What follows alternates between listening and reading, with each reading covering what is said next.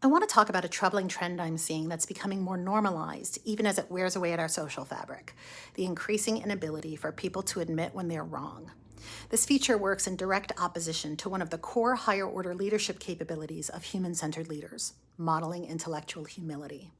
I'm Mariana, a first generation professional and certified leadership coach, helping other first gen pros and 21st century leaders navigate complex career environments. Even in everyday interactions with families and friends, there is an increasing resistance for people to acknowledge when they've made a mistake in judgment or believed something that turned out to be false information. This suggests that human error and misunderstanding are becoming conflated with assuming that the person's character is weak, naive, or uneducated. There are lots of ideas as to why this might be. Some believe the resurgence of the strongman archetype in leadership is a contributing factor. Leaders who aspire to this archetype usually gravitate to a command and control leadership style that's focused on consolidating power by centralizing all decision-making authority to themselves exclusively.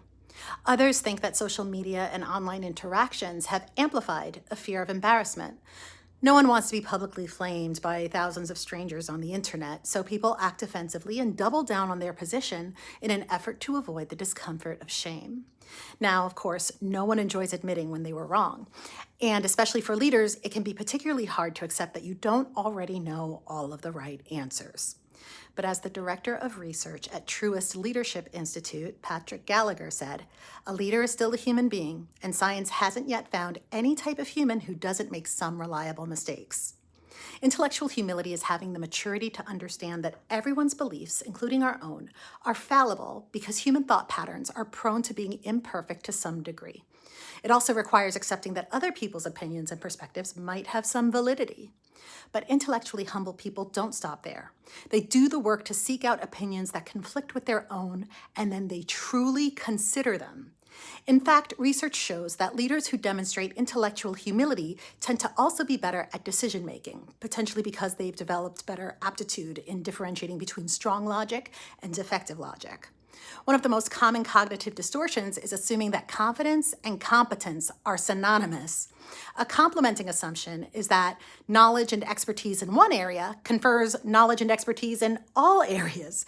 Tech insider Kara Swisher talks about this a lot. She's written about how tech bros who are celebrated experts at coding will speak on topics like the Ukraine conflict with the confidence of a geopolitical expert despite a profound lack of geopolitical knowledge. She sums up this phenomenon as being the mentality of frequently wrong but never in doubt.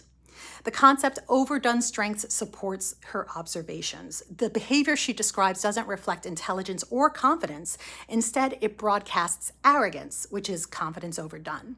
What underpins this is a strong attachment to or a hyper focus on perfectionism. I've talked before about how toxic perfectionism can derail a leader's performance. I've also talked at length about the antidote: tolerance for the human condition with all its features and flaws. Everything that's noble about human-centered leadership is based in this higher order capability. For lots of people, the thought of being wrong about anything is very threatening to their confidence and sense of self. Having tolerance for the existing gaps in our knowledge, and we all have them, is critical to developing intellectual humility. Now, does that mean that we can never be confident in our point of view or the choices we make? No. Recognizing that we're all prone to errors in our thinking is very different from not having confidence in ourselves or our abilities. All adults, not just leaders, have a responsibility to gather and weigh information and facts as best we can to make informed decisions. But a person who's intellectually humble also sees the value of contemplating new information, acknowledging when it holds weight, even if it conflicts with the original course of action, and revising their position accordingly. So how can you work on developing intellectual humility? The higher up on the career ladder you go, the harder it is to develop because you've usually already had years of validation that your ideas are good, your judgment is sound, and your decisions yield positive outcomes. So if this sounds like you can start by being intentional about bringing more viewpoints into the conversation that contradict with your own, hearing them out, and honestly contemplating where they could be right. Don't listen with the intent of defending your points or protecting your ego or managing optics. Instead, focus on prioritizing what would be the best way forward.